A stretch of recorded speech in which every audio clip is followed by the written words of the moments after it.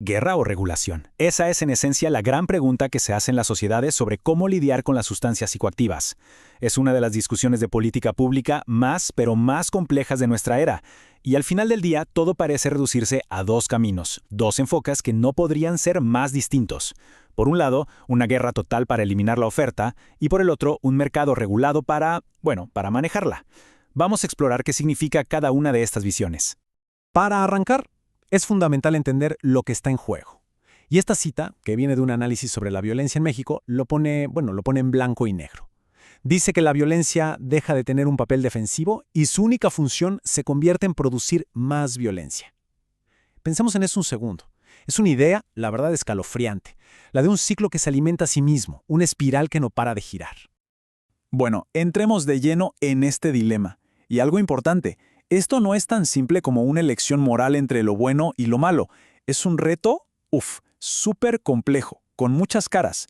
¿Estamos hablando de salud pública? Sí, pero también de seguridad, de economía e incluso de libertades individuales.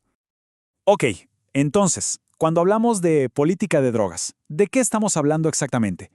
Pues en términos sencillos, son todas las herramientas que tiene un gobierno para, intentar controlar estas sustancias y sobre todo sus consecuencias. El objetivo final no es solo prohibir, es gestionar el impacto que todo esto tiene en la sociedad en su conjunto. Bien, ahora vamos a ver el enfoque más tradicional, el que casi todos conocemos. A nivel global se le llama el modelo prohibicionista, o como se le conoce popularmente, la guerra contra las drogas. La lógica detrás de esto, la verdad, es bastante directa. Hasta parece de sentido común, ¿no?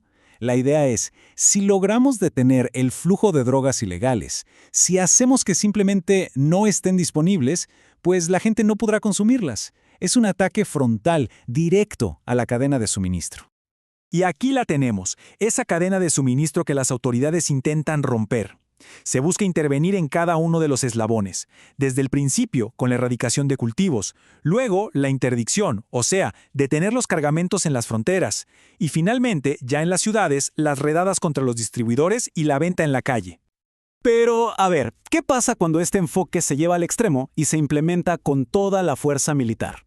Para entender las consecuencias, vamos a ver un caso de estudio, uno que está muy bien documentado, la experiencia de México. Para entender cómo se llegó a ese punto en México, tenemos que viajar un poco en el tiempo, a los años 90. Ahí se juntó lo que se podría llamar una tormenta perfecta. Primero, se cierran las rutas de tráfico del Caribe, lo que empuja todo el negocio hacia México. Y justo en ese momento, ¡pum!, entra en vigor el Tratado de Libre Comercio. Esto abre las fronteras a un flujo enorme de mercancías. Y claro, con eso, una oportunidad de oro para el contrabando. Y como era de esperarse, los grupos criminales mexicanos no dejaron pasar esa oportunidad. Ahora, ojo con esto porque rompe con una idea que muchos tenemos en la cabeza. El resultado no fue que surgiera un solo capo o un gran monopolio. Para nada. Lo que pasó fue que el mercado se rompió en 1000 pedazos, se fragmentó. Así que en lugar de tener un solo gran cártel, de repente había muchísimos grupos más pequeños compitiendo entre sí. Y esto tuvo consecuencias explosivas.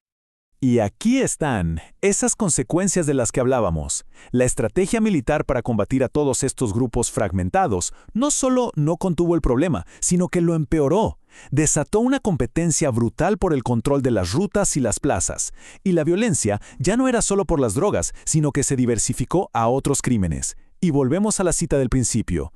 La violencia se convirtió en un fin en sí misma, un ciclo sin fin. Y este es quizá el punto más trágico de todos. Para la gente de a pie, para los ciudadanos atrapados en medio de todo esto, la línea entre quién era el protector y quién era el agresor se borró por completo. La solución se volvió, en muchos casos, tan temida como el problema mismo. Un resultado terrible de esta estrategia de confrontación. Ok, después de ver un panorama tan sombrío, la pregunta es inevitable. ¿De verdad la guerra es la única opción? Vamos a dar un giro de 180 grados y explorar una alternativa que es radicalmente distinta.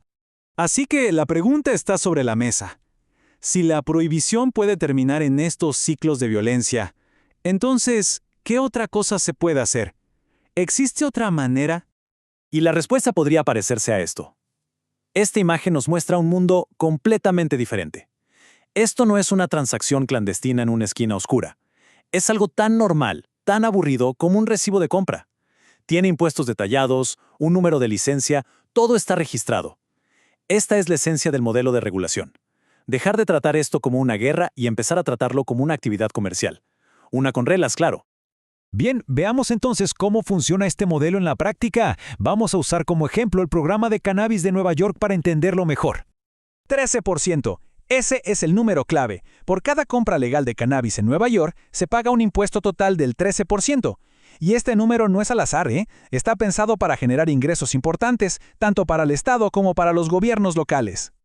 ¿Y a dónde va ese dinero? Aquí está el desglose.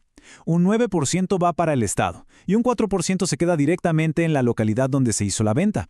Es un sistema que busca que los beneficios económicos se repartan, que lleguen tanto al gobierno estatal como a la comunidad. Entonces, los objetivos de este modelo son el día y la noche comparados con el anterior. Aquí ya no se habla de erradicación, sino de crear productos más seguros. Se busca generar impuestos para el Estado, en lugar de ganancias para el mercado negro. Y un punto clave, reinvertir esos ingresos directamente en las comunidades, sobre todo en las que fueron más golpeados por la guerra contra las drogas. Ok, hasta ahora hemos visto dos modelos que parecen totalmente opuestos, ¿verdad? Guerra total por un lado, mercado regulado por el otro. Pero, ¿de verdad es una elección de todo o nada? Pues resulta que el debate es mucho, mucho más complejo que eso. Y este es un punto clave. En el debate sobre las drogas, como en muchos otros temas, a menudo todo se reduce a falsas dicotomías. O sea, nos presentan dos opciones extremas como si fueran las únicas posibles. Pero esa simplificación puede ser engañosa y esconder un montón de opciones intermedias. Y la dicotomía más clásica en este tema es policías o médicos. Pero resulta que sus objetivos no son excluyentes, de hecho, a veces se ayudan. Pensemos en esto. Si la policía interviene, aumenta el riesgo y el precio de las drogas. Eso puede hacer que baje el consumo, lo cual es un objetivo de salud pública. Y por el otro lado, si se invierte en tratamientos para la adicción, un enfoque de salud, se puede reducir el delito callejero, lo cual es un objetivo de seguridad. ¿Se ve cómo se conectan? Y todo esto nos lleva a la pregunta final. Si las viejas opciones, estas de blanco o negro, son falsas, entonces, ¿cómo se ve una política de drogas inteligente? Si no es una guerra total, pero tampoco una legalización sin control, ¿cuál es la combinación correcta de herramientas para tener un enfoque que de verdad funcione en nuestro tiempo? La respuesta, al parecer, no está en elegir un bando, sino en saber construir un puente entre ellos.